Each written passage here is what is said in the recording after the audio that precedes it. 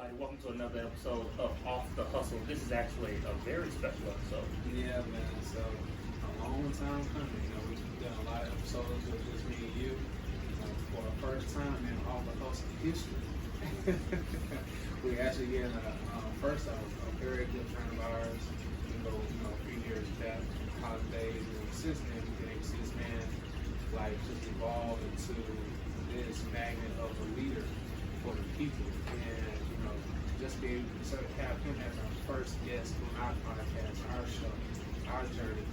I'm glad to be able to just be in his presence. To see this man just grow, just like it's been a great opportunity to see this man do his thing. So. Yeah, and it's weird because we could list all the things you've done, and it still wouldn't. We'd still be like, oh, and there was that one thing. Like, people don't understand. This man was the good part of the bell with He literally received an award while we were setting everything up. And we're like, okay, how we gonna add that one? We over looking at the award we got okay, we got a full trophy case, man. Full trophy. Yeah, I mean, you probably have more trophies than I'd say some professional athletes. Like in the realm of helping others, you are truly exceptional. Well, I appreciate that, and it's good to be here and be able to just to pour out. I think it's something that's in many ways it brings healing. It's a way of expression, especially in a time where so many people are suffering in silence. And so very active of being able to use your voice and lift up something. That's something you're to you. I think it's very, very tranquil. I guess that's the word we'll use for today. I couldn't find another one, so we go with that. I feel you. Kind of be like T.I. right now. So everybody, I'd like to take this moment to welcome you to Mr. James Major Woodall, the president of the Georgia NAACP. What's the correct word? Congression or... I got so many words in my head that it's like... You had it right. That's it? Yeah. That's it? I was like, what else you going to add to it? Full shot, man. I like that. See, now, this is just a little backstory. Man, I've really gotten into, before we dive into everything, I've been talking to Omari about it. I've really dived into, the term now everybody uses is biohacking. But you know me from college, I was a psych major, so I'm really interested in the chemistry of the brain. So I've been diving deep into dopamine and just getting your vitamin levels correct. And I've been diving into it. Today I feel awake, and I haven't even had a full cup of coffee. And I feel like I'm running on 7.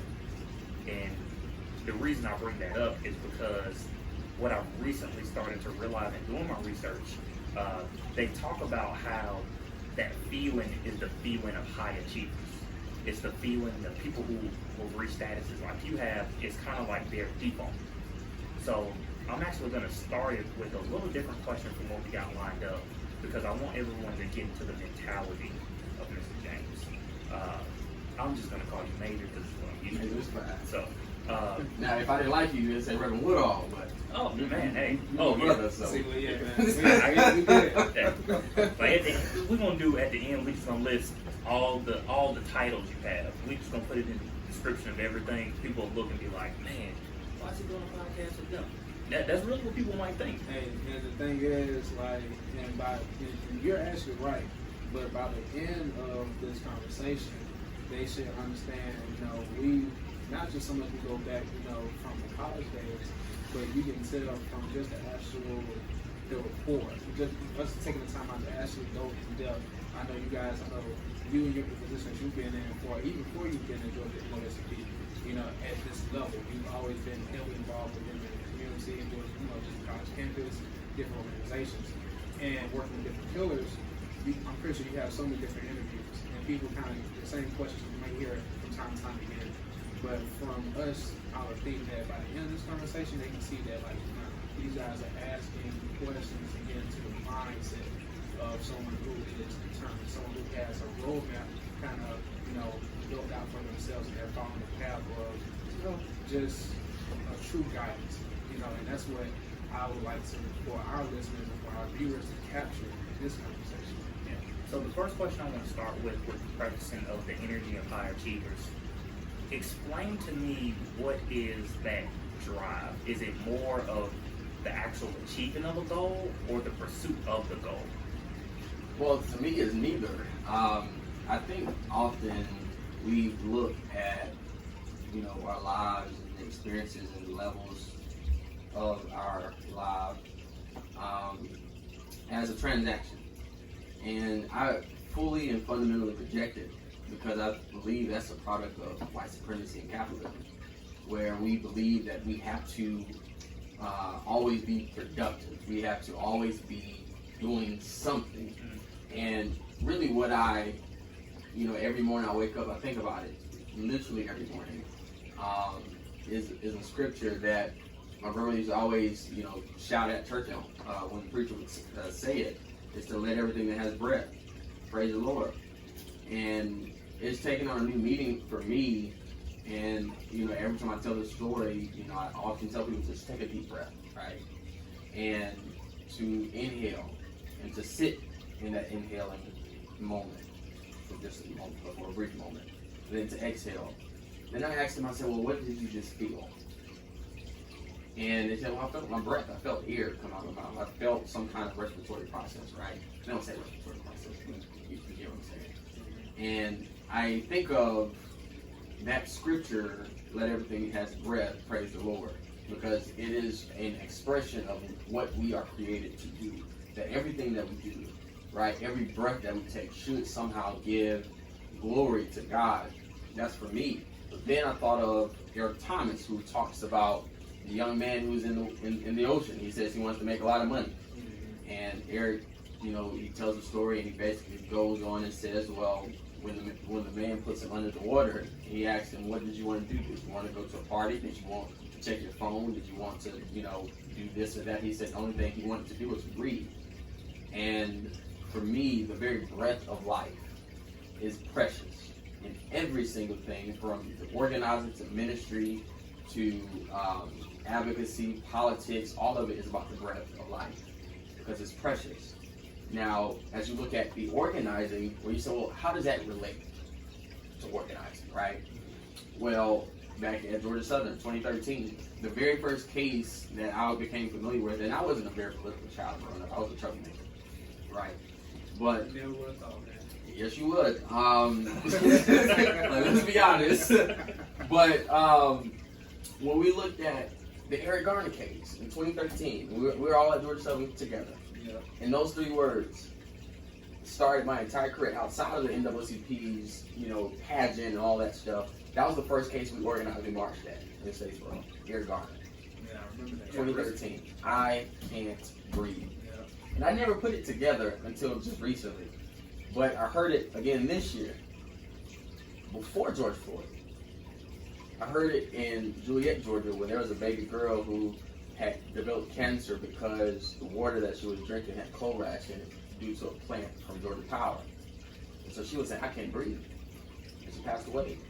And then you have in Cobb County this year, there was a case or several cases in Cobb County with the ethylene oxide from the plant was producing this chemical into the air, and people in Cobb County, Marietta, Georgia, was concerned that they too couldn't breathe. You go to Flint, and you go to Charleston, South Carolina, but didn't a lot of people know about what was happening in Atlanta with the lead in the water. I can't breathe, right? Then you have George Floyd. But before George Floyd, you had Ahmaud Arbery, who's one of the last words he actually said, most people don't talk about this, was, I can't breathe. They really don't. And he asked for his mama. And so, for me, it's less about the achievement, and it's more about righteous indignation. Because the breath of life is literally being constricted from our from our bodies. Because of all this, I think God is angry. And I've preached that sermon numerous of times, because it's true, God indeed is angry. And what we have to do is to do what we must do so that the very breath of life is not taken from our bodies any longer. So our role is to release literally the stranglehold from the neck so our people can breathe. That's really all I'm doing. I never asked to be the president. Well, yes, I did. I signed on the paper, right? But, I never really asked for ministry, I didn't really want to be a preacher. I mean, in many ways I still don't, because it comes with an expectation of me being this person who I'm just totally not. And but I understand what I've been called to do, and that's, like I said, to release that stranglehold so people can breathe. And once people can breathe, I think everything else is going to be all right. Yeah, I like that. Yeah, man. So, and to kind of take a step back, you kind of mentioned, a little bit about a smidgen about your childhood. You kind of, I appreciate everything you just mentioned right now, because it kind of summed up our first few questions for you, just all within like that spill. But I would like to, kind of stem from what's the root of major. Where did you, you say you kind of a troublemaker growing up. I know where you're from. I'm from College Park. You're from Riverdale. Tell me. So yeah, if you from the South Side, you already know it. So tell us more about that upbringing about you. How did Major start in the very beginning and evolve to where he is, throughout the time period? Well, I'm a twin, and the majority of the trouble that I got in was because I was a twin. Me and my twin sister just didn't know how to act around one another, and in many ways we still don't. But it was four of us. I was the second youngest, my baby sister, older brother, but the eldest was my brother, the twin sister. And my mom was a single parent. Me and my twin sister had one dad, my older brother had another dad, and my baby sister had another dad. And so we always would, be in our specific family units, right? And I really never, so my dad was in prison, in and out of prison, and now he's in prison for, I believe, 2 life-term sentences, plus 40 or so years. And having my baby sister always with my mom, my twin sister with my grandmother, and my older brother with his side of the family, I was really always by myself after me and my twin sister kind of separated. She moved with my grandma after we got kicked out of Hayesville Charter Middle School. Anyways, I like how you breeze fast there. Yeah, I mean, it was interesting. I mean, I recall, I remember the guy's name, the teacher who just traumatized. I mean, he called his parents, and I was called in. I took his phone. He tried to call my mom. Well, he tried to call my grandma. And that was back then when the phones looked like this. You would take the back off, and I took the phone, I put it on the top there. And he started crying and called his mom and said, "I can't do this," and went quick and left. And then the assistant principal would come in. Matter of fact, when I was playing basketball, one of the referees was that assistant principal who knocked me out. I mean, not knocked me out, but kicked me out of school. It always came full circle. I got a foul that time. I was like, that wasn't a foul, but he was getting back at me.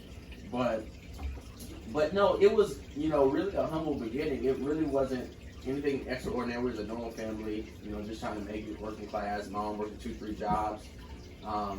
Sometimes we coming home from football practice, I would have to walk home, or track, I would have to run home. I love running home after track practice, but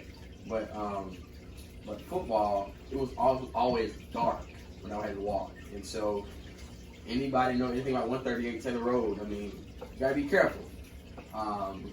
And it really just taught me perseverance and resilience that, no matter what challenges you face, no matter what difficulty you may experience, that you can still just do what you got to do. And there was always that one person who just looked out. Like 8th grade, it was Stacey Yates, who was an educator, and I still kept into contact with her.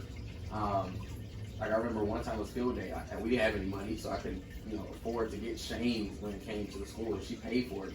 She pulled me to the side and made sure nobody knew that she was gonna pay for it, but she wanted me to experience the 8th grade like everybody else. And the fact that you mentioned field day, like I don't think kids nowadays probably even know what that even is. Even when I was in middle school, I went to Banner Middle off of Burdick Road, and looking to that spring semester where field day, we looked at it like the Olympics. People had different jerseys, but overall it was an opportunity for everybody to really get out the classroom and have that one big recess. It's something that we look forward to. So I remember that because I was at Love T. Nolan. Me too. You know what I mean? And then we had a good time at Love T. Nolan. And then I did went to McNair, but I had to leave because they were just picking on me, man. I was, I remember throwing tables over. I was like, F this. And they was like, yeah, you gotta go. So I ended up going to Kendrick Middle School in Clayton County. That's where I had to go back to Clayton County. But we left Clayton County because we lost accreditation. Yeah. And then, so I went to Eagles Landing. I went to Ola first, Ola Middle School. Yeah. And then I went to Eagles Landing High School. And that's where I played basketball and football. But then I came back to Morrow because my mom was always moving a lot. And that's really why I didn't, stay in sports for real. She was always moving. I couldn't really be consistent in what I wanted to do. And so I went to Morrow for a semester, and I developed a lot of friends. And, people I still stay in contact with to this day. And then, finally went back to Riverdale and finished up my last 2.5 years. And I think what God was showing me was that I needed relationships all over the place because all of them have come into fruition, full force, every single one. From Eagles Landing to Morrow to Riverdale. Everybody knew Major, right? And it was always, I got the name Major in, I think it was at Riverdale, because I just changed my social media handle because my colonel would always call me Major. That was my cadet rank at the time. I just changed it to I Made Your Wish. And because I had a dream that one, I was like, oh, I like that. I Made Your Wish. Play on words. It was just, it was 2009. It was. You built the brand. Yeah. And it has lasted ever since. And everybody's like, well, where did Major come from? Were you a major in the Army? I was like, no, because when I was in the Army, I didn't have a college degree, so how could I be a major? Even if I did, I hadn't been in there long enough. I was only in there 8 years. You know what I mean? So it was, my upbringing, like I said, it was very simple. It wasn't nothing extraordinary. One moment that made me wake up. It just one thing after the next. You just got tired of seeing things the way they were. Yeah, and I like that you touched on all because you really summed up like the last 2 months of everything we've been talking about on the podcast. Yeah. Even from the level of perseverance, your network, just taking that next step, just moving forward. I like all of that. And it kind of illustrates something that we've tried to illustrate from the beginning of the podcast is that it's no one major event that event that makes you you. It's a lot of small steps that you take and learning along the journey and just being able to pull lessons from different places. And I even like how you touched on there's those key figures in your life you never forget. You was your 8th grade teacher. Me is actually my 6th and 7th grade math teacher. It was weird. I hated doing homework. You knew me in college. I hate doing homework. So one of the things she would always say when I show up and didn't do my homework was, it's the poem. I know you know it. It's Excuses. Excuses. Oh, okay. She would repeat it every time you didn't have your homework. There's no lies. Yeah, and I'm like, to the point that recently, whenever I give myself an excuse, I hear her in my head. So when I say I can't do that because of, I start hearing her repeat it like verbatim, and I'm like, okay, this is not, it's me.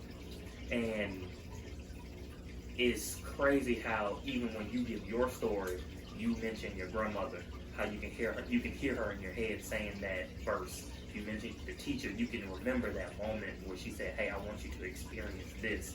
And I'm pretty sure you have many more of those moments. And I just wanted to just take a highlight to it so people can see that it's little moments that make someone great. And it's not like one major, you wake up and, oh, I woke up now, like you were saying.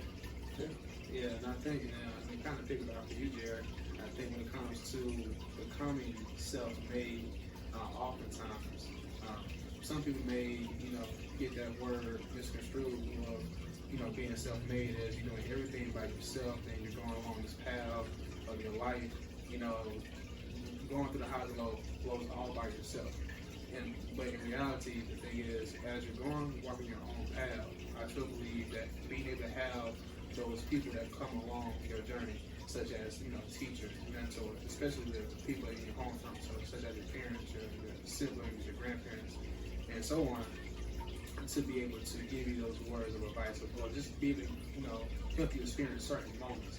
that stay with you as you get older.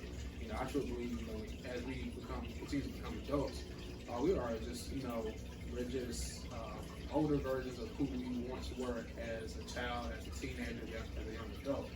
And it makes me often think like, you can be self-made. The truth, let me tell you something. To be truly self-made, you really have to be aware of the people around you, the resources around you, no matter the circumstances, and be able to make the best of it. And that's how you truly become self-made. So I just, you know, this whole moment of just kind of you telling the story from the beginning up to this point, where you're kind of in high school and you're getting ready to drift up, I guess, like to more of an adulthood stage. Let me ask you this. You know, you mentioned the military. You said you was only in the military for like 8 years. What made you even choose that path?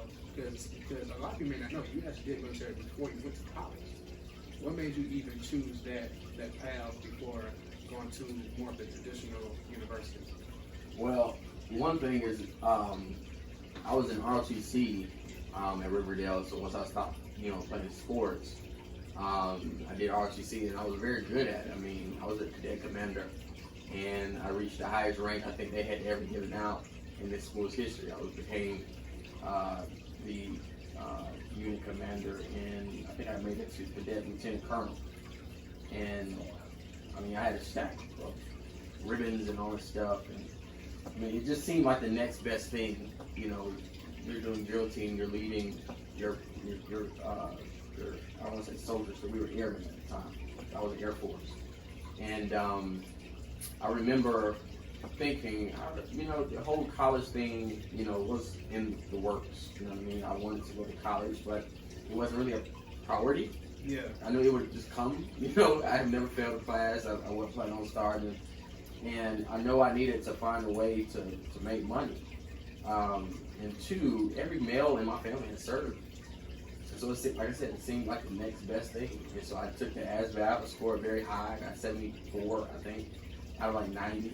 And the 70 that I got wasn't even the best part. Was my GT score, which kind of tells you about your intellectual ability. And so they offered me 3 jobs. The only better job I could have got was like a nuclear scientist, which what happened because I wasn't that smart. I just wasn't. So they gave me UAV operator, which are the drones. They gave me a DLI translator, which is the defense language to become a translator, to speak Mandarin, to speak, I mean, so many languages that they gave me that really related to the war that we were in. And then they gave me a military intelligence analyst. I was like, it's like the CIA, right? Cool, sign me up. And I just went to Fort Huachuca, Arizona for several months and, you know, learned everything about intelligence and the preparation of the battlefield and being able to really lead the intelligence process so that the generals or whoever was calling the shots on the field, they were able to really be informed as to what it is that they were, you know, walking themselves into. And that, I think, again, was God sharing God's own wisdom so that I could be in preparation for what was to come. Because what we were focused on is preparation for war. What we're focused on now is execution in war. And so that experience over there that had nothing to do with social justice, civil rights, I would even talk about it in there. I'm like, y'all wasting my time. I don't like it. That's kind of ultimately why I got out, because I'm wasting my time. But when I got out, I understood why I needed to go through that, because I'm trying to lead in that spirit. And so that's, you know, really why I chose, and I had an opportunity to go to Kuwait.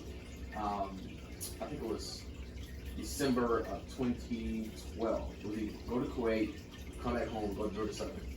I remember I said, well, I'm not really ready to go to war just yet. I remember I applied to Georgia Southern because my coach told us, he said, yeah, I ain't gonna apply nowhere else, apply to Georgia Southern. Because he had went there, Dr. Terry Young, he had, you know, played ball at Southern when they won one of the 6 championships. Oh, and so they told the entire team, just make sure y'all apply to Georgia Southern, nothing else. I said, nowhere else. It was Georgia Southern and Valdosta. Valdosta, I didn't tour or nothing like that. They just sing and stuff, so I thought they liked it.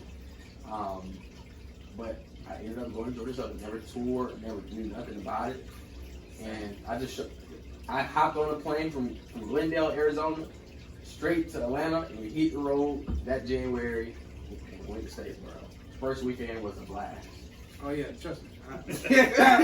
Listen, I want to talk about what happened on that first weekend at Georgia Southern, but that was like the last year of OGSU. Oh man. So yeah. No. I'm just thinking. I'm looking in the air, just like visualizing like the past. I'm like, oh man, that's a funny part. We were literally just talking. Was that yesterday? I think it was yesterday. We were talking about that exact. I know the time frame you're talking about that exact. Yeah. And if it's the week I'm thinking, yeah. It was in January. Yeah. Like, listen, the military didn't make me a man. January 2013 at Georgia Southern University, baby. Hey man. Man. I'm telling you, yeah. Trust me. Kennedy. Yeah. Kennedy. Watson. Watson. Yeah. Sanford, Brennan. No, Sanford and Brennan went open in. They went open. They opened that following year. Yeah, they were classroom. Yeah, they were classroom. Yeah, you're right. Platinum. Yeah. That was the last year. That was last year, platinum. And I'm telling you that was a bunch of movies. That was a movie. That was a movie. Like you can really a lot of. I think I still have a lot of friendships from our years at Georgia Southern. I can tell you a lot of relationships were built off of those just that probably that one semester. I'm pretty sure like there's some people who are married with kids right now who are like Georgia. When they think about Georgia Southern, it's not the same anymore. Like the students today, they try to make it seem like it is what it was at one point. But trust me, the fact that you don't have platinum, you don't have, the grill, you don't have talents. Yeah, you don't have talent. Pickle barrel. You don't have Charles chicken. You don't have. They got Charles no more. No. Charles. They don't have retrievers. They don't have the nickel. They don't have none of that stuff, man. So you got the racism of Dingus McGee's is on the right. Yeah, Dingus is still there. Yeah, I know, right? I think Dingus is always gonna be a cornerstone inside the Statesboro community for sure. But yeah, I think everything else is definitely shifted and passed on, man. So the side of racism. It's the side. Yeah, it's not a side. Yeah, it's a bag entree. Yeah, it's like a full platter. It's a 3-piece. Yeah, for sure. Yeah, I mean, we could sit and I'm going to transition this because we want to talk about your college years. But I remember when the situation happened with Dr. Pugh. Then he wasn't Dr. Pugh, but now Dr. Pugh. And I remember you helping organize that. And I remember actually people from the university coming to me, you, and a couple other mentees of his, and literally, not literally, but figuratively putting handcuffs on us saying, if you say this, this is the outcome. And I remember when you were coming to me, you were like, hey man, help me with this. And I remember the conversation we had, and I was like, man, I want to, but I can't. And I'm like, they will, like almost without saying it, I got threatened to get fired. And I'm like, this is how they work. I want to say something, but I can't. And I remember looking at you going, man, I'm envious because I want to do something. And I say that to ask, like, you talked about the Eric Gardner situation, getting you involved. What was if it was, go a little bit deeper, what was the first moment where you said civil justice and civil rights is something that I want to fight for? I got a feeling it started in your college years. I may be wrong, but what was that moment for you, and how did it transpire through your college career? It started, it was interesting because there was a white preacher by the name of Reverend Dr. Jane Page, who is a Unitarian preacher in Statesboro and also in Brunswick. And I've preached at a church for a while, a few times. But the community was asking, people were concerned about the Confederate statue. This is before it became popular. I think this was 2013, 2014. And they said, well, we need to get rid of that statue. And I heard people keep talking about it. I was like, well, what y'all going to do about it? They said, well, we need to organize. We need to get. So I started a petition on GoFundMe. No, it wasn't GoFundMe. It was Change.org. And I didn't think twice about it. I just said, okay, I know, because I was always going to these meetings because I was writing for All in Georgia, which is a media source here in South Georgia. And, I knew if you want to get rid of a statue, you need to go to the commissioners because they're the ones who own that property. And so we wrote the petition to the commissioners, and I listed out here, but that's only their names and put their email address on there. And Al Hackle it was Hollydale Saxon, who is still writing. I don't know why. There's all kinds of. Anyways, they asked me, said, what do you want to do? I said, I want to move the statue. The people in the community are saying they want to move the statue. Let's move the statue. And I remember at that time I was working at Francis Johnson's law firm, and he had asked me, so he saw what was happening, and he asked me about it, and I said, I'm just doing what they asked me to do, because Jane, Reverend Page, put it on Facebook. She said, just start a petition, we'll distribute it. And I was like, okay, cool. And lo and behold, now I become the face of this campaign. I'm like, this was not my intention. Like, I don't care about the statue. It's about the people who are saying they want this move, and they're too afraid to say something. And so we looked at the history, and I just did what they asked.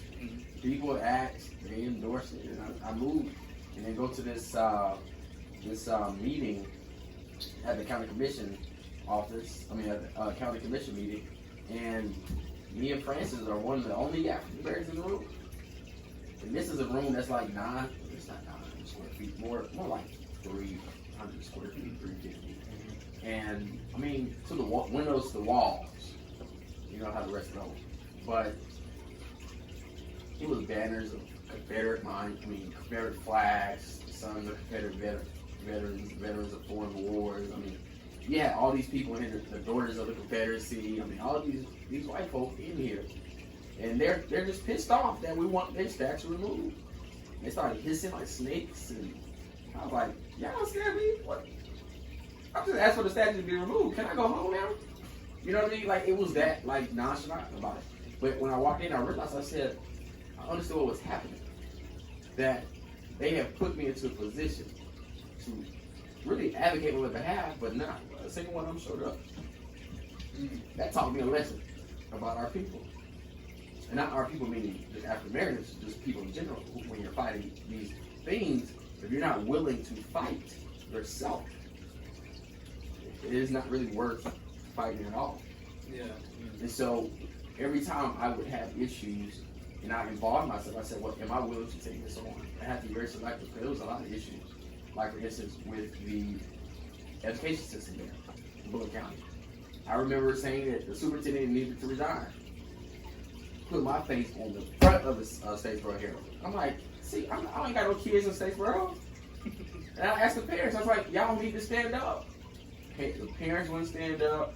The educators were too afraid. The retired educators, they gave all they could, but they were old. So I got frustrated. But all in all, I think that was really the development into what you see now, is because I've gone through several campaigns and cycles of elections, of advocacy, awareness issues, and it just all kind of came together. I like that, man. I remember those times I wasn't involved. You knew me at Southern. I was doing my own thing, but I wasn't directly involved in those situations. But I remember hearing about it. Because I remember when the Confederacy thing happened, I was taking journalism. And one of the things we had to do was write about something that was going on in the Statesboro community. I didn't go to that one. I think I went to the commission meeting, like the next one after that. I missed that one. And I remember the person coming back to class and telling the story. And they're like, yeah, it's this guy. His name, and they said his name. I'm like, I know that guy. No, it can't be. And then it kind of went in, and I'm like, okay, I see you doing good things out here. And then as our Georgia Southern, me watching your progress, I saw you become the man you are today. And I could see the evolution. Even among my friends, when we talked about you, it was always, hey, make it good thing. Yeah, it is. All right, we got to keep pumping. Yep. And it was more of something exactly what you're talking about. Yeah. We got to keep always around chicken, but it always makes sense. I just got to make sure you know. Yeah, man. And I think me and you had one-on-one conversations a few times since, I think, right before we both graduated from college up to now. And, everything that, you talk about in into your career and your mission. And the same thing with me. I think everything we talk about is happening in due time. And to be able to meet here with like 3 masterminds to be able to have that conversation. And it's kind of like a check-in point where it's like, you know, you're on the verge of, you know, going, and it's like perfect timing too, because it's an election year. You know, unfortunately, yes, a lot of things are taking place within our local communities and communities across the globe. But it's the stage is being set for what's going to take place in all 3 of our lives in like the next few years, where I look forward to seeing us be able to kind of have another check-in and being able to have like where we're at now in our lives and what's going on, and furthermore, what all 3 of us are doing to help improve the lives of people that surround us, as well as what we're doing to help spread the true knowledge of how people need to be in reference to stepping up. Because I truly agree with you on, you know, people having a lot of talk and a lot of anger or a lot of feelings towards certain situations, but what happens when you're called upon to stand on the front line? Where are you when you're called upon to go to the boardroom and meet with the suit and ties, or meet with the very heated people who are opposed against your request? You know, and that's something that that's going to pretty much have to be a continuous conversation. Of course, during this time period, with it being an election year, but I challenge everyone to, our listeners, our followers, you know, what are you going to do after the election is over, and for the next 4 years going into the next election, what are you going to be doing to make sure that you're not just asking for things and having a handout, but what are you doing to actually work together and bridge the relationship so we can make a powerful impact? And I want to ask, in the college years, why did you choose, of all the organizations you could have got involved with, why NAACP at Georgia Southern? I see that in my mind, that's the starting point. A lot of people that are watching are going to say, hey, that's when he got involved. So why did you choose NAACP over different organizations that were around, that were doing similar things? You know, it was interesting because I didn't care too much about NAACP at the time. You know, as far as getting involved, you know, I saw some of these people, some of these people inside the NAACP gonna be like, oh, I heard that sound. Like, what's going on, brother? Like, yeah. I mean, I tell them that now. Like, my motivation is beyond affiliation, right? Like, it's about the people. Like, it genuinely is about the people. You know, at the time, like, the very first weekend I was there, you know, after the fun and stuff, I remember seeing Garrett Green, it was Jarrett. Not Jarrett. It was Jody. I saw Jody was walking in town, and I saw him dressed up, and I was like, you know, I'm dressed up too. You know, he's like, oh, so whatever he was in student government. And I said, well, I want to be a student government. I was the student government president at Riverdale, and they were having interviews the same day. And it was like, hey, I missed it. And he was like, well, let's see what we can do. I made it. Like the first week I was there, I was in student government. I heard up for me. I was like, okay, cool. I see you guys. Appreciate you. And I caused hell student government too. Yeah, you did. but it was needed though. I will say that. Yeah. And I didn't know. I just walking in, just me being me, and people thought I was somebody's daddy or something because I would always have these big old suits on, and you know, it was. I had to grow into myself, okay. But I think the suits were like K&G specials, but I think they just had to be tailored a little bit more. Like when you see Major now, he's in a very nice tailored suit, and you can tell you can tell he grew into his style at the time. Tailored suits was not part of. That was not my wardrobe. Yeah, it's not, man. But you were sharp though. I would give you that. You was that. And trust me, I sound like an old person right now because you don't typically hear somebody say sharp. You was dressed like you was gonna go to someone's Sunday service, do a few sermons, and then do a Bible study afterwards. Yeah. But I'm glad I've come a long way. Let's just say it like that. Yeah, I mean. But it was just interesting, and then NAACP came afterwards. Like knew nothing about Greek life, and I was like, well, maybe do Greek life. Then you had, we started Southern Activists, and I founded that, and we had some issues with Southern Activist people saying they're gonna do stuff, they didn't do it, so we ended up killing that. And then we did the NOSB pageant. And I was just doing it. I was like, well, this is something cool. You know, the leadership was, I think it was Kashia and Cara and Stroud and you know, I started going to a little bit of stuff. I was like, okay, cool. You know, I know a little bit about it. And then it started falling off. Like after the pageant, they all made it. And I remember exactly what happened. This is why I got started. So as it was structured, if you were a pageant member, you had to be a member of the association in leadership.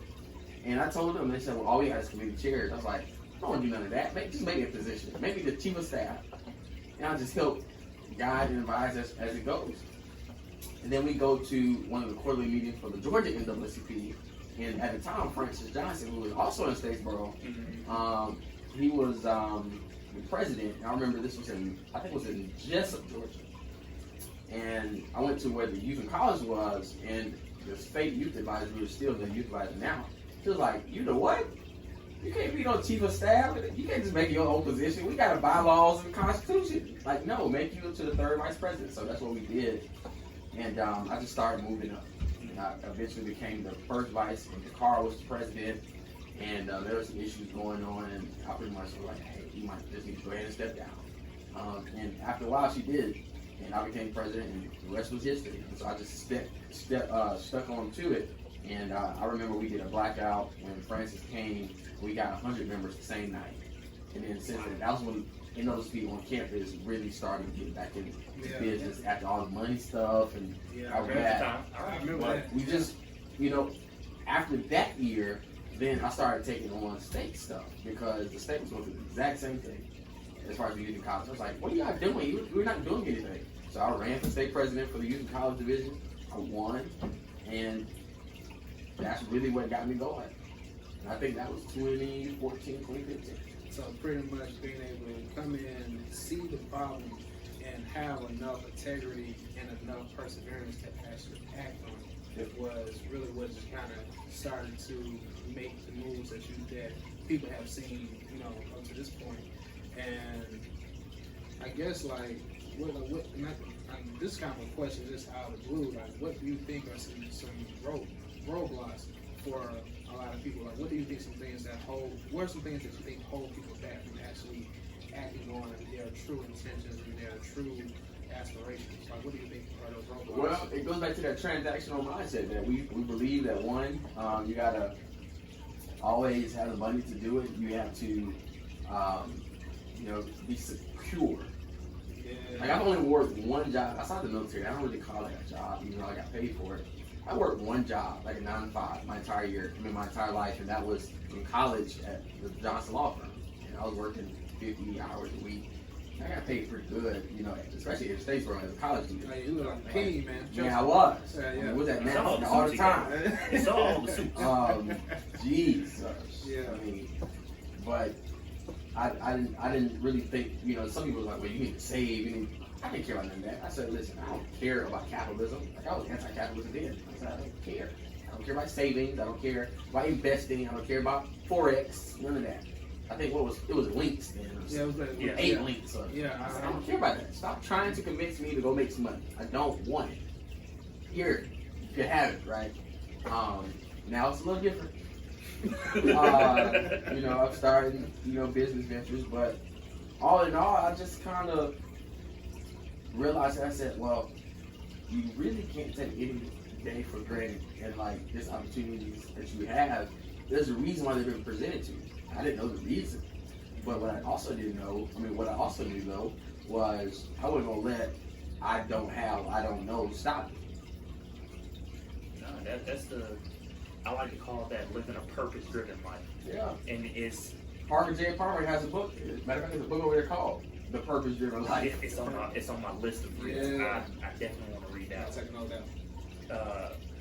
Lost my train of thought. No, got it back. And it's crazy how you didn't see it, but looking back, you can see all the moments that were leading you to your purpose. And for me, when I look back and see those moments, I think of them as they were the growing moments that I either capitalized on or didn't.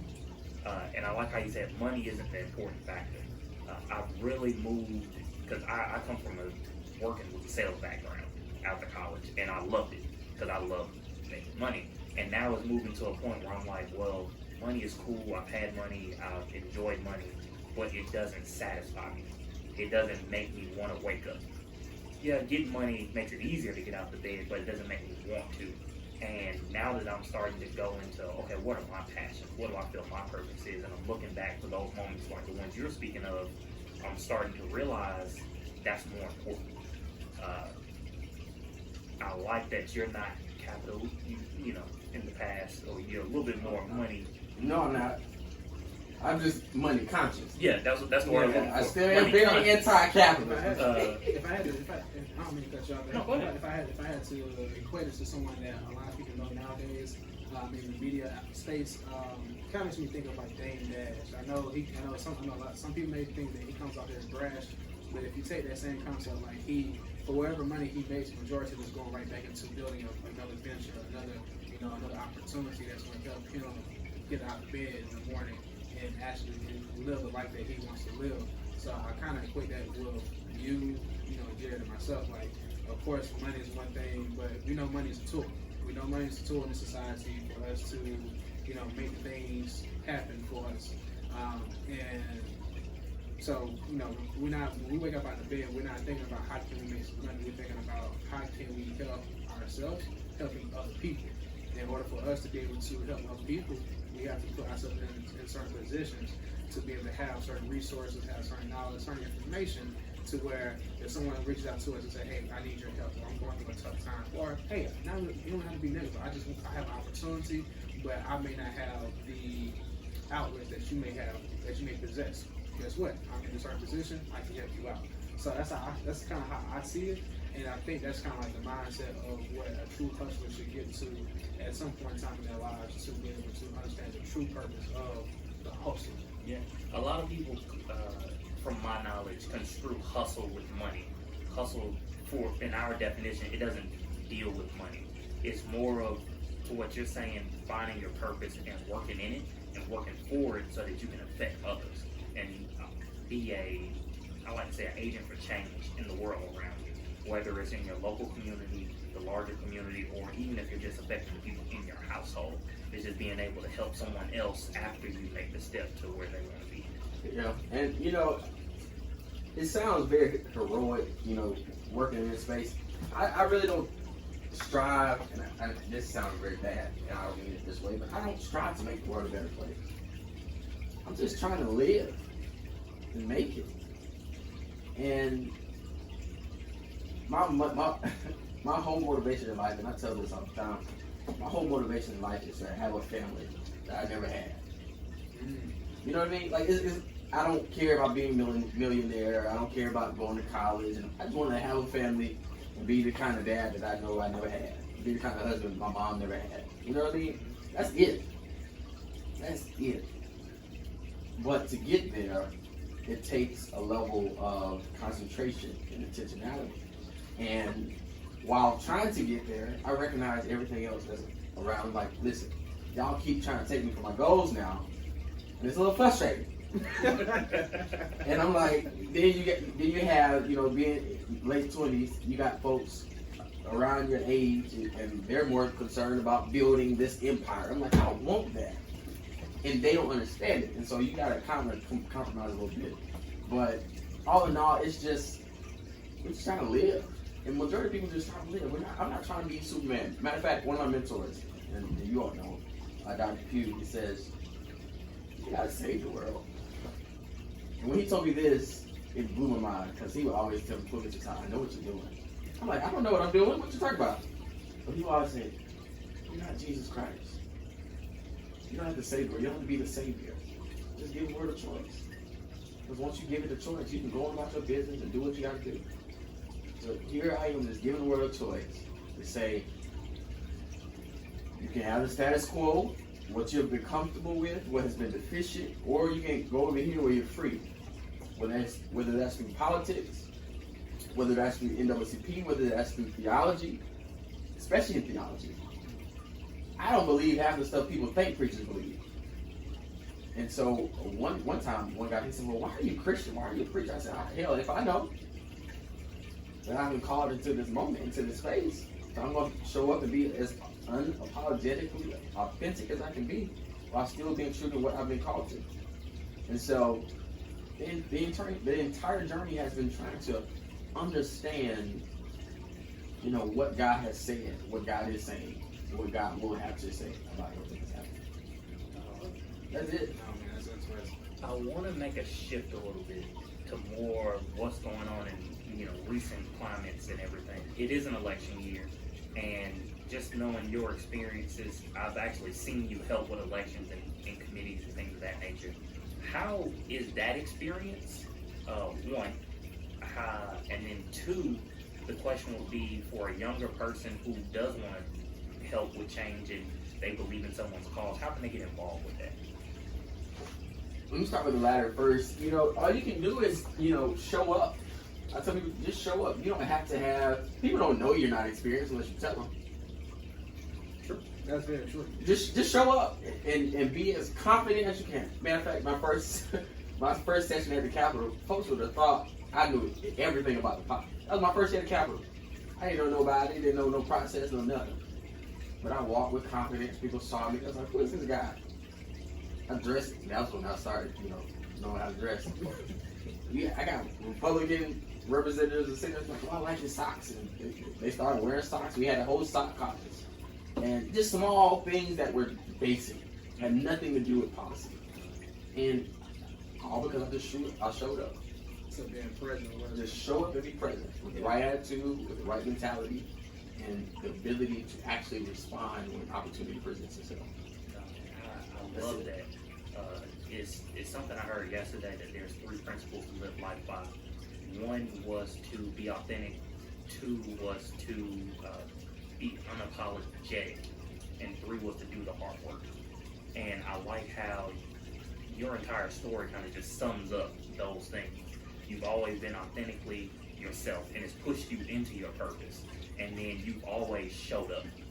Even when you talk about your time when you went to that meeting and everyone made you the face of this campaign and no one else showed up, but you did. And it's just a testament to when you live your life by your principles. It just so happens that the goal, like your goal was to have the family you never had, to be the dad you never had, and you can see how it's pushing you toward it just by going for that goal and being yourself. Everything else is just icing on the cake. Right. What was the other question? The other question was, how was your time doing that? What was the work like? Just a real overview of what is it like to do something like that for people who don't know. Well, it's exhilarating. I mean, for me, I'm just naturally gifted, right, in that space. Like when I, go before the Judiciary Committee or Secretary of State or the governor, I'm just in my element. Like some people have their element on the field or in the court. Some people have their element in the classroom. Some in the studio. My element is in the halls of power. And be unapologetic. It gets me in trouble sometimes. Where I'm just like so brash. Like I'm just like, y'all not doing nothing. Y'all not doing nothing. Yeah. Black people are dying. I literally have said it before. Black people are dying. Y'all in here talking about hate crime acts. No, that's real. And I'm like, what? People were astonished. They were like, oh my God. The president of NOC is upset that we're talking about hate crime when black people die. What are we going to do? It's white people too. Black folks, I really got to lay behind. And most of these people are members of the NAACP, long-time legislators who, in many regards, should be revered and respected. And I respect them completely. But in my role as president, my job is to hold legislators accountable and to make sure that the issues that we advocate for are the priority, the first priority of every single person who says that they are a partner with us. And so when Ahmaud Arbery happened, everybody was scrambling. It's like, oh my God, we gotta do something. Boom, let's pass hate crimes. I'm like, y'all know that don't save black people, right? Y'all know that that's post-conviction. What happens if they never get to conviction? What happens if what happened to Ahmaud Arbery's murderers happens every other single time? Then you still have no justice. So what have you done to save black people? Especially during the pandemic. Let's start with citizens arrest. Let's actually get rid of that law first before you start adding more stuff to it. And so I was very persistent, and it caused a lot of trouble. It did. I made a lot of enemies doing this work. Matter of fact, we published a scorecard. I mean, it pissed people off on both sides of the aisle. People say, this is an election year, and I can't believe that y'all would do this in a time where we're trying to defeat Donald Trump. I said, I don't care about none of that. My people are in the streets right now because people are being murdered. Donald Trump or no Donald Trump. They were being murdered under Obama. They were being murdered under Trump. They were being murdered under Bush. And so at some point, we must actually address the issue. And the issue is not Donald Trump. The issue is not Republicans. You know, they're troubled. I'm just as flabbergasted as everybody else about some of the stuff that we're seeing. But all in all, at the end of the day, you can win every election, lose every election. But if black people are still being murdered, we're going to have problems. Let me ask you a question just for clarification for everyone that's listening. Scorecard. So we gave scores from an A to F for every single state legislature, both senators and representatives. And we said, these were the votes you see on this board. We have all bills that we voted on, right? And we prioritized them. Environmental justice. So when I came in, I said, I'm going to have 3 priorities: environmental justice, elections, and criminal legal process. Those are 3. We evaluated them on all 3 of them. We saw how they voted. If you voted against our position, or you voted for a bill that was against our position, you got negative 5 points or something like that. I don't know. And what we found was some of the allies, and they may have worked with us, and they may have, supported some of the initiatives that we've done. They may have helped us along the way. But at the end of the day, their job as legislators is to vote and pass policy. And you can do all this other extracurricular, but if you have failed in your job, the bills that you voted for instance, there was a coronavirus bill that basically said, if you catch coronavirus in a company you go work for, you can't sue them. We had Democrats voted for that. We had another bill that, talk about in the summer of uprisings, you had legislators talking about adding school resource officers and law enforcement inside of schools. Yeah, that's been a conversation. Yeah. Why would you do that? They got upset with us because we said you're going to get a F or a D or a C because you voted for legislation that negatively impacts our community and our people. But we've supported you, and I'm a member. And at the end of the day, the job is to do 1 or 2 things: pass the budget, and the budget was on there too. The one that cut education, and some of them voted for that. And they had to make a moral decision. They said, well, we got the funding that we asked for in this part of the budget, so I can't not vote for it, even though there's some other stuff in it that I don't like. I said, well, that's your prerogative. But my job is to do one thing of hold legislators accountable. We have no permanent friends, no permanent enemies. Really. We only have permanent interests. That's the liberation of our people. And I think we've become so accustomed to the NAACP being this partisan, quasi-democratic party. I don't care about that. Now, I've served with the Democratic Party on state committee. I've ran for office as a Democrat. But in my role now, I got to work with the governor as well as I got to work with the Democratic Party as well. So if I'm going to fire him up, I'm going to fire y'all up too. But it's an election year. That's what they tell me all the time. You got to focus. Our job, I said, that's your job. My job is to do one thing: save my people. Yeah, man. So, and just you hit something on the nail, and it may be controversial depending on how you look at it. You mentioned that there's no permanent. You never have permanent friends. Never have permanent enemies. You just have permanent interests. And when you said that, it made me think back to one of my favorite television shows. It's called Billions on Showtime. And I think about the show, majority of the plot, of course, you see people kind of clashing consistently, but at some point along the plot, people start to make amends and see, okay, hey, we see eye out on certain things despite our differences. How can we come together and make something happen that benefits both sides? Have you, what are one of those key moments for you since you've been in the political arena? How's that? What's that like? What's some of those highlights? Probably a highlight that I often think on is when I remember when coronavirus first started, and I think this was the 14th of April, March 14th. This was the day before crossover day, when all bills have to cross the other chamber before they die. So this is the last year of the session. And on the 13th, crossover day was the 14th, which was a Thursday and Wednesday. We had published something in, I think it was like Channel 2 Action News. We said the governor and the Speaker of the House and the Lieutenant Governor need to shut this down. The coronavirus is out of control. The governor proceeds to respond to his press secretary, Cody Hall, and says, they're just leftists. They're just left-wing activists, or some language about us being partisan. And I responded, I said, we're not left-wing activists. We're Georgian citizens who care about the safety of all people. And lo and behold, literally the next day after the crossover day, we had reports that somebody in the Capitol that got COVID. And and so they shut everything down. And I was like, pretty much, I posted the article. I said, I told you so. Tag me go. And that moment was really interesting. I didn't know what to expect.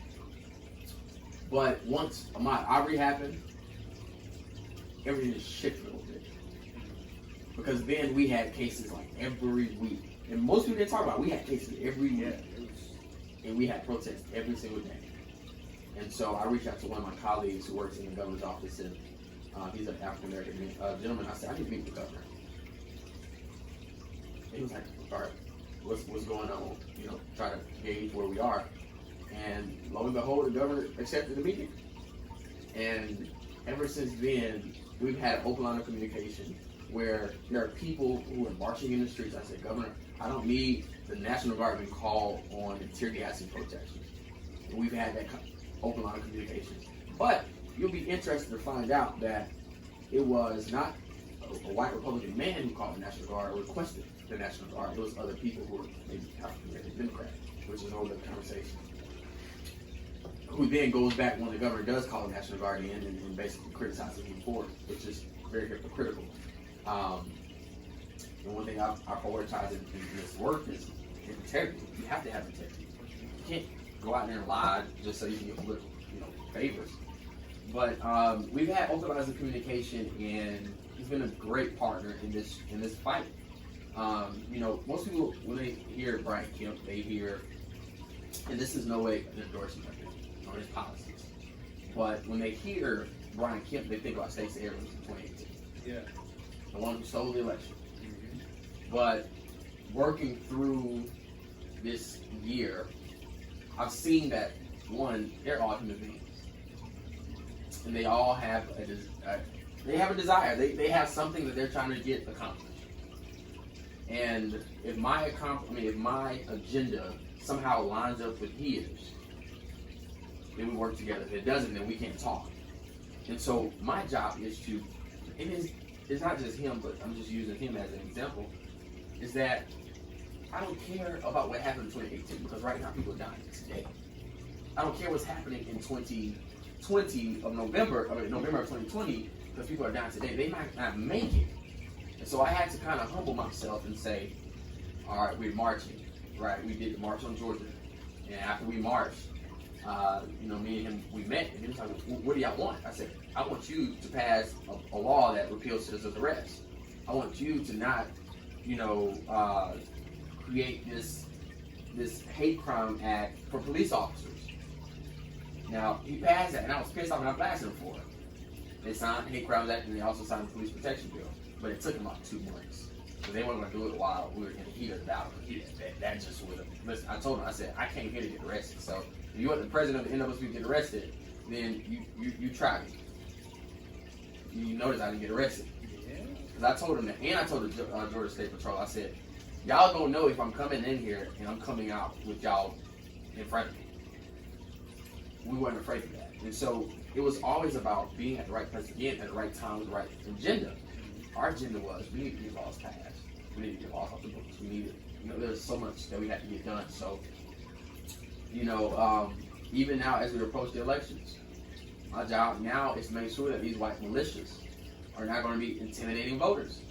So who do I need to go talk to? One who got the resources to make sure that doesn't happen. I can't talk to Joe Biden. He's not the president. He's not the governor. You know what I mean? So behind that partisan stuff, man, at the end of the day, we gotta get stuff done. I might be called, people don't like that I do it that way, and so be it. I don't care. 'Cause I'm not here to create friends. I'm not here to be liked. I'm here to save lives. It's one thing I want to ask because it is on everyone's mind right now. How has COVID affected your ability to lead? I know a lot of times not you, but it works in the favor of change when you can gather people together so people can see a unified front. How has that been affected with some people? What I would argue with a lot of the older generation aren't able to show up in the numbers that they used to. How's that been affecting you? And how have you adapted to, continue to make change? Because you are, and people don't notice. It just really stopped the world. I mean, it didn't stop me. If anything, it exacerbated the need for us to do what we do and do it well. I've hired this entire pandemic, I had 0 staff. Wow. Working all these cases. And I don't get paid for this work, by the way. People think I collect a salary. But I've been in this office 10, 12 hours a day for the past 8 months. He was like, well, how do you make it? How do you survive? God always provides. But all in all, the coronavirus really forced everybody to stop and actually pay attention to what we've been saying all along. Even in the darkness of despair, there always is a semblance light of hope. Right? That really just shows what I think God has for us. And I genuinely believe that this is that moment. We started the year 2020, we called it the year of vision. And the irony is that nobody could see it. Everybody started the year saying that they were going to see into the future, they were going to plan it. In this moment, I'm about to see nothing. For those who actually have the eyes to see. That's what Scripture says. And it's prophetic. You saying that, it literally gave me chills because even them saying this is the year you'll see, now it's crazy that this is the year that you see that people can't look away from injustice. You have to see it. It's on your phone if you're on social media, it's on the news if you're watching TV, and it's, like you said, prophetic. But it's deeper than the injustice. Because what I believe the vision is, remember it says walk by faith, not by sight. Mm-hmm. Yeah. What we're supposed to see is not injustice. What we're supposed to see is what God is moving and what God is doing. Most of us, especially those who call themselves believers, could not see. And it just blows my mind. I said, well, what God do you serve? Because God is here and is speaking louder than ever. And so we ask, well, what gives you, the kind of hope to continue on? Is God is right here with us. In the valleys of the shadows of death, I shall fear no evil. For what thou art with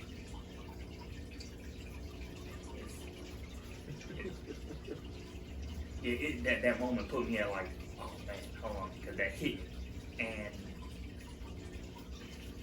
I'm trying to get my wording correctly, but I don't want it to not come across correctly, and I want to be respectful of your time, because I know you're super busy and you got something lined up right after this. What would you say is right now, one, the biggest challenge you're having, and two, the most rewarding thing that you've experienced through everything that's happened to you? The most challenging thing that I've faced is Negroes. That's very interesting. I mean, very interesting answer. Okay. Again, people who are not committed to doing the work, they're committed to trouble, causing chaos. Okay. Yeah. And it raises a fundamental question for me. I call it crisis of consciousness that really urges us to ask what blackness really is. We all claim to be black, claim Black Lives Matter. So when we're fighting, how can you claim to love black people and treat the black people that you are around like garbage? So it raises a very ontological question of blackness altogether. Secondly, I think, again, the whole, it's 24 hours in a day. And one time doesn't exist, but in our world it does. 24 hours in a day, and about 4 to 7 hours of it I'm asleep. 10 to 12 of those I'm in meetings or doing some kind of work, and the rest of it is just kind of in between. Maybe do something here, hop on social media, tweet a little bit, and most of the time it's not paid. It's not something that I actually want to do. Like I said, my only desire, like, we just find a wife and just go to Benihana's and eat, teriyaki rice. That's all I want to do. Like, that's literally all I want to do. I don't want to go on FaceTime. I don't want to text nobody. I don't want to talk on the phone. I want to go to Benihana's and eat my teriyaki chicken and rice. That makes me selfish. And so what I've had to do is really come to. That was a joke. We know. Hey, I get it. Hey, man. You were just in the moment. Yeah. Don't let it hold it in. So what I have to do is find a way to balance it all, take care of myself, enjoy being 26. Right? I'll be 27 in a few months here, but just be. Yeah, man. I think that's the greatest challenge is just to be. Not to try to become anything, not try to reminisce what you have been, but to literally be. The presence of being is so divine. And secondly, the greatest lesson that I've learned through all of this is that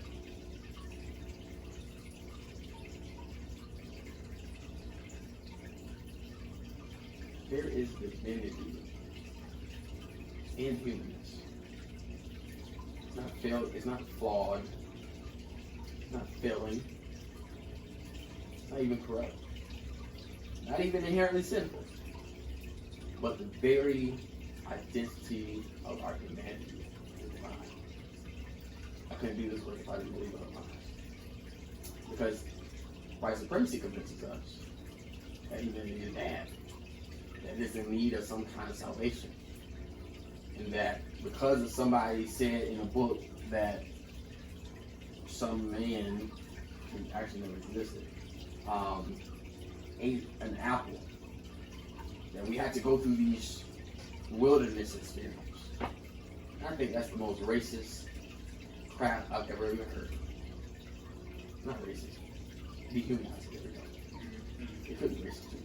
But I think to that point, any case of dehumanization is bigger than it's a bigger issue versus race, because now you're talking, because at least on the race, you have the vision of skin pigmentation, you have race fields of social class, whereas dehumanization is everyone is involved in this pot of chaos. Oh yeah, and that's one of the reasons why I went so heavily against citizens' arrest. And I laid it out in a testimony that I delivered to the House Judiciary Committee. And one of the representatives, he said, in all my years, this is one of the most non-probative, offensive, and indefensible statements I've ever made. I expected that because I went at the heart of white supremacy. Because when you think about it, citizens' arrest, basically, after the Emancipation Proclamation of 62, they said, well, we got to find a new way to make sure that these Negroes stay in check. They're not citizens. So let's give the right to those who are citizens who can recapture these fugitives. That's what they call them, fugitive slave laws. And so citizens' arrest was a response, a direct response to the Emancipation Proclamation. And so now you have this law on the books that is directly tied to legislative intent. Let's keep Negroes in check. Yeah. Let's get rid of it. Hey man, Major got a lot of books, but he's definitely been taking time out to actually study the lay of the land. I'm very, very appreciative of the fact that he is not afraid to, even in the position that you have right now, in the position of your life, you're only 26, and to think about that, when you put this whole formula together, the solution that you come out with is a young, person who is not afraid to speak their mind. I see a lot of, I would say with our generation, starting to see a lot of us step onto the plate, being the voices, being the boots on the ground, that's great. But to also, even in position, I know in certain circumstances, in certain positions, we may learn the lessons of withholding, those moments of speaking our truth, because you don't want to ruffle any feathers. But, over, just from the moment we've grown men, and since the time we've actually known each other, I got to applaud you on actually staying true to who you truly want to become one day. Because I've seen a fair amount of people, some who went to school with us, some people who we met, in passing since we left college, kind of take that back, put their truth on the back seat, and put on the script for the public to see. So, I definitely have to say, I didn't really know what to expect when it came to this conversation. And it's not to say that I didn't have any trust or didn't have any faith in who you are trying to become, but it's just like you never know. Right. And that kind of goes back to what we were talking about earlier, not really having any permanent friends, not really having any permanent enemies, but having the permanent interests.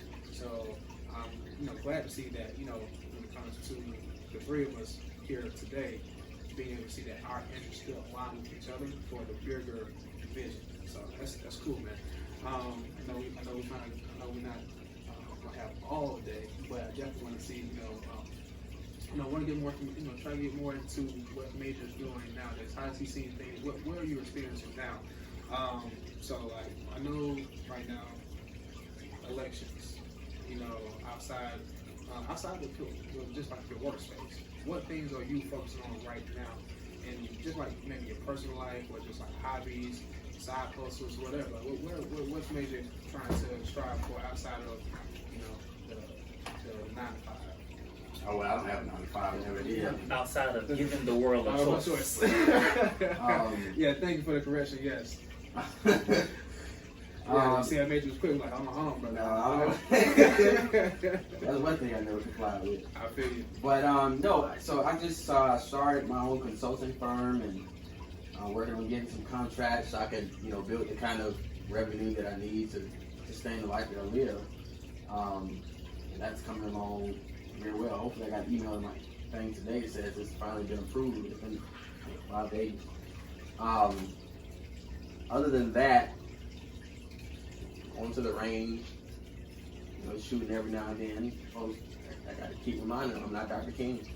I will shoot you if you try me. And I'm a sharpshooter too. I got credentials to prove it. Matter of fact, it's up there. I saw it. Oh, well, that's not. Matter of fact, that's not it. That's my MI certificate. Oh, they put it all in the same room. Yeah. You don't put nothing past when you see that. You know what? Be careful what I say next. You might not know what I got down here. Yeah. But that the whole dating thing, going out and being young, going to a bar every now and then, enjoy yourself, get some chicken wings, some fish, fries. I've been trying to eat healthy lately, trying to work out more, but just enjoy life. Because I'm not guaranteed another day on this earth. Like, if I were to pass out and die tomorrow, I'd be satisfied.